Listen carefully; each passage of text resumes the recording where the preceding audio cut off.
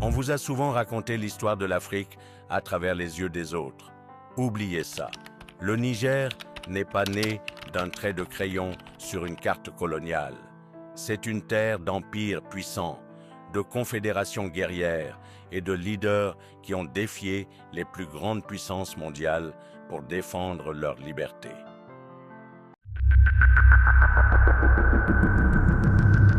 Pour comprendre ce Niger souverain, il faut savoir qu'avant la colonisation, ce territoire est une mosaïque de civilisations puissantes et interconnectées.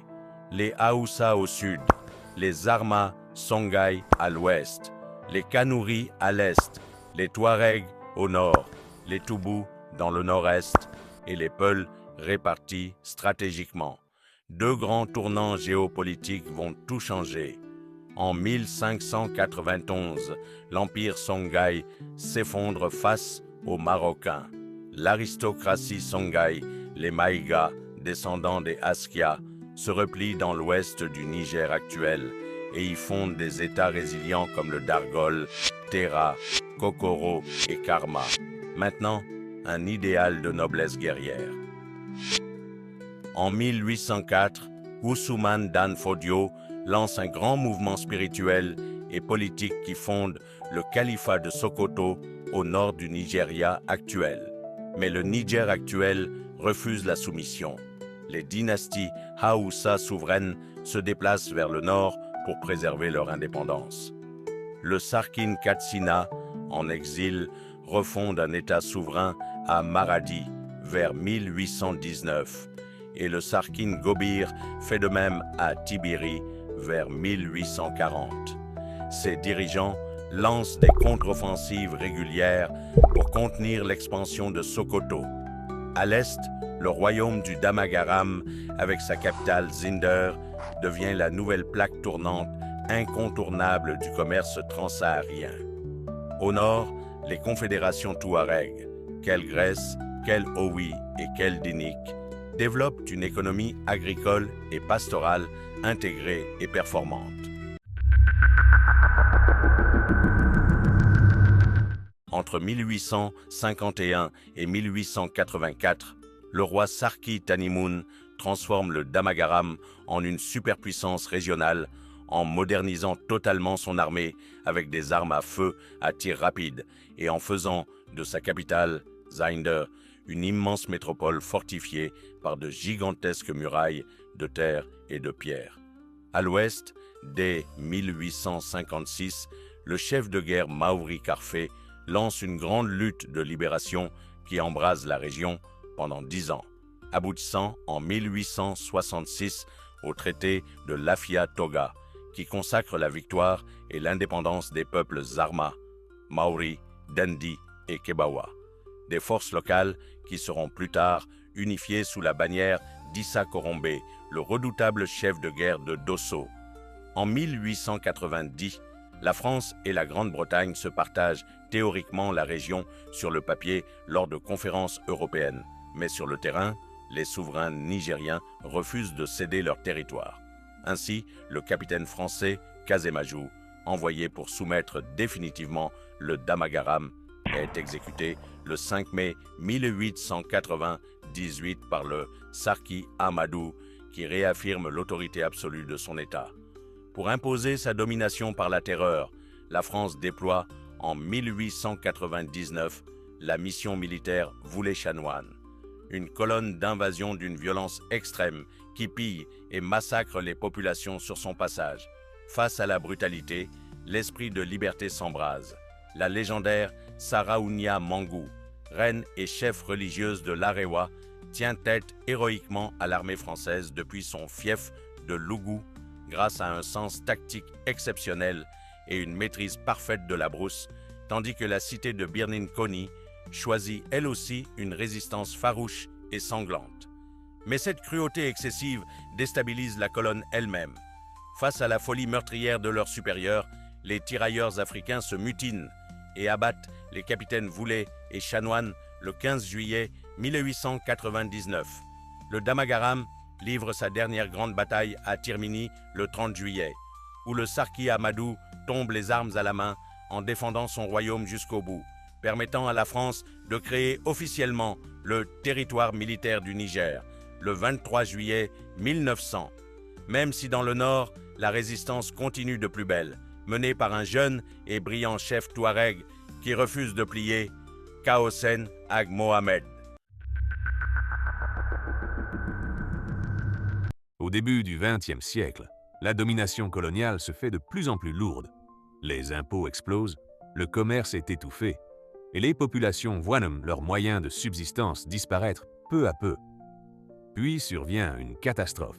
Entre 1913 et 1914, une terrible sécheresse frappe le pays. Les Nigériens l'appellent encore aujourd'hui le Gand Berry, la grande famine. Alors que les familles luttent pour survivre, l'administration coloniale réquisitionne une partie des récoltes pour nourrir ses garnisons militaires.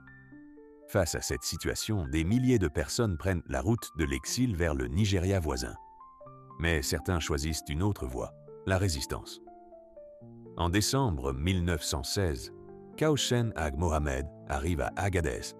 Avec l'appui discret du sultan Tegama, il lance l'une des plus grandes révoltes de l'histoire du Niger colonial. Le 13 décembre, les insurgés prennent la ville. Dans tout l'Aïr, les tribus se soulèvent. Pendant plus de 3 mois, les résistants assiègent le fort français. La France doit même faire appel à des renforts venus du Nigeria britannique. Finalement, Agadez tombe en mars 1917. La répression est brutale. Chefs religieux, intellectuels et notables sont pourchassés. Mais ni Kaosen ni Tegama ne renoncent. Ils poursuivent d'abord le combat jusqu'à leur mort en 1919, devenant des symboles durables de la lutte pour la liberté. Après ces années de guerre, le Niger entre dans une période plus calme en apparence. L'administration coloniale allège certains impôts et développe la culture de l'arachide. En 1927, la capitale est transférée de Zinder à Niamey. Mais la résistance ne disparaît pas. Elle change simplement de visage. Dans les années 1930, apparaît le mouvement Aoka.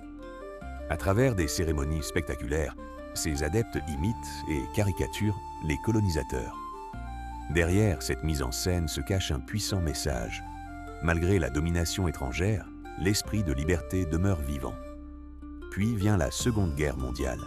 Sous le régime de Vichy, les réquisitions, les impôts et le travail forcé se multiplient à nouveau. Plusieurs chefs traditionnels refusent de se soumettre. Pour leur opposition, ils sont démis de leurs fonctions et envoyés en exil.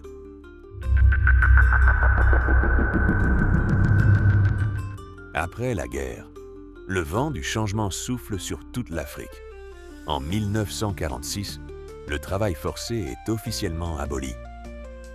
Les premiers partis politiques voient par le jour et un homme s'impose progressivement sur la scène nationale, Hamani Diori.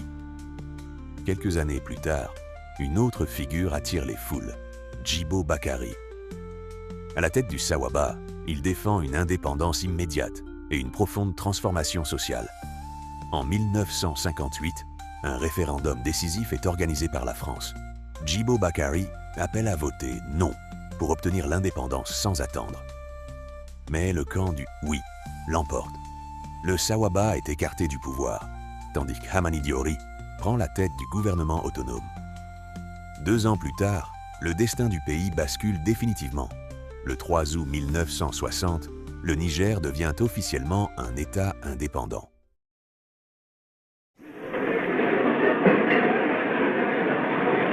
Ce mercredi 3 août 1960, par délégation des pouvoirs que je tiens du peuple nigérien, qui m'a placé à la tête de l'État, en vertu du droit de ce peuple à disposer de lui-même, je proclame solennellement l'indépendance du Niger.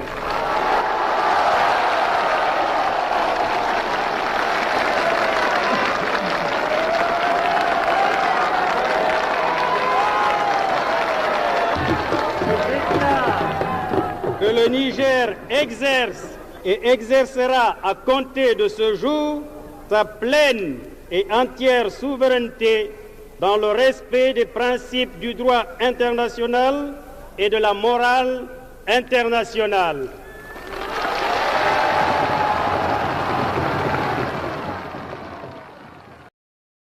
L'histoire du Niger est celle d'un peuple qui n'a jamais cessé de résister. Des guerriers de l'Aïr aux militants politiques du XXe siècle, plusieurs générations ont porté le même rêve, celui de décider elles-mêmes de leur avenir.